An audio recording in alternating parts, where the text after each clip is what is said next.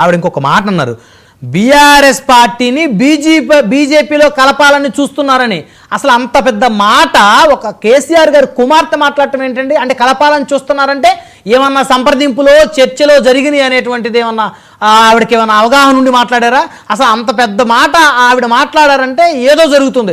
గతంలో కూడా కొంతమందిని టికెట్లు బీజేపీ బీఆర్ఎస్ ఎంపీ సీట్లు కనుక చూస్తే చాలామంది మాట్లాడారు. గతంలో చాలామంది మేధావులు, రాజకీయ మేధావులు మాట్లాడారు.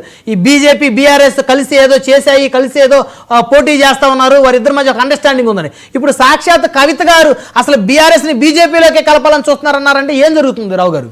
2014లో తెలంగాణ ఇచ్చినప్పుడు కాంగ్రెస్ లో ఐక్యం చేస్తాను అని మాట ఇచ్చారు. ఈ విషయం మనకు అవును అప్పుడు సోనియా గాంధీ గారి దగ్గరికి వెళ్ళి ఫోటోలు దిగారు ఫ్యామిలీ. కానీ కేసీఆర్ గారు ప్రస్తుతం అప్పుడు ఏమనుకున్నారంటే తెలంగాణ తేవడం కాదు, తెలంగాణకు ఐడెంటిటీ తేవాలంటే తెలంగాణ పార్టీ ఉండాలి, ప్రాంతీయ పార్టీ అని ఆయన కలపకుండా అప్పుడు దాన్ని నిలదొక్కుని 2014 ఎలక్షన్లో 69 సీట్లు, తర్వాత 2018 డిసెంబర్లో జరిగిన ఎలక్షన్లో 83 సీట్లు, తర్వాత మొన్న కూడా ఏమీ అట్ట డిఫీట్ ఏం కాదండి, 39 సీట్లతో ఆ పార్టీ ఉంది.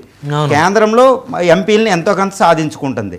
అద్భుతమైన నాయకత్వ పటిముంది, నాయకులు ఉన్నారు, ఫ్యామిలీ మెంబర్స్ ఎక్కువ ఉన్న, కింద నాయకులు ఉన్నారు, ఎక్కడికక్కడ కార్యకర్తలు. ఇలాంటి పార్టీని వేరే పార్టీలో ఐక్యం చేయవలసిన అవసరం టీఆర్ఎస్ కి 0.0% కూడా లేదు. బీజేపీతో కంపేర్ చేసుకుంటే బీఆర్ఎస్ తెలంగాణ బలంగా చాలా స్ట్రాంగ్ ఉంది. ఇప్పుడు బీజేపీ అనేది అర్బనైజ్డ్ ఏరియాలో ఉంటుంది, కాంగ్రెస్ బీఆర్ఎస్ లే రూరల్ ఏరియాలో కూడా ఉంటాయి. సో మళ్ళీ ఎలక్షన్ పెడితే పవర్ సెంటర్ గా ఒక అద్భుతమైన పార్టీగా బీఆర్ఎస్ ఉంది. ఇలాంటి పార్టీని ఇటు బీఆర్ఎస్ లో కానీ ఇటు బీజేపీలో కానీ కాంగ్రెస్ లో కానీ ఐక్యం చేయవలసిన అవసరం 0.00% కూడా లేదు. అవి ఎంత పెట్టినా లేదు. లేనప్పుడు ఆవిడ ఎందుకు మాట్లాడుతున్నారు అలాగా? ఎందుకంటే ఇప్పుడు కేసీఆర్ గారు చుట్టూరు ఉన్న కోవట్లు, ఆవిడ సోకాల్డ్ ఎవరో అంటే కోవట్ అంటే ఈ బీఆర్ఎస్ సంబంధించిన వ్యవహారాలు తీసుకెళ్లి వేరే పార్టీలు వాళ్ళతోటి డిస్కస్ చేస్తున్నారనే కదా సార్ అక్కడ మీనింగ్, పొలిటికల్ మీనింగ్. ఎస్ అండి. ఇప్పుడు హరీష్ రావు గారని, కేటీఆర్ గారు కానీ ఇంకా ఎవరైనా ఉన్నా వీళ్ళందరూ పార్టీకి ద్రోహం చేస్తున్నారు అని చెప్పడానికి డైరెక్ట్ గా చెప్పకుండా ఇంత పెద్ద ఆరోపణ ద్వారా చెప్తుంది. అంటే పార్టీని నాశనం చేయడమే కేసీఆర్ గారు చుట్టూరు ఉన్న దెయ్యాల పని, సోకాళ్ళు దెయ్యాల పని అనే ఒక ఆరోపణ చేయడానికే బీజేపీలో కలిపేస్తున్నారు. బీఆర్ఎస్ అది కుట్ర జరుగుతుందని చెప్పింది, కానీ అదైతే నిజం ఎవ్వరూ కూడా అనుకోరు.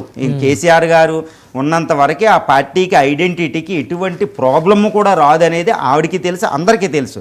80% ఇంకో పార్టీలో ఐక్యం చేయవలసిన అవసరం బీఆర్ఎస్కి లేనే లేదు, 0%.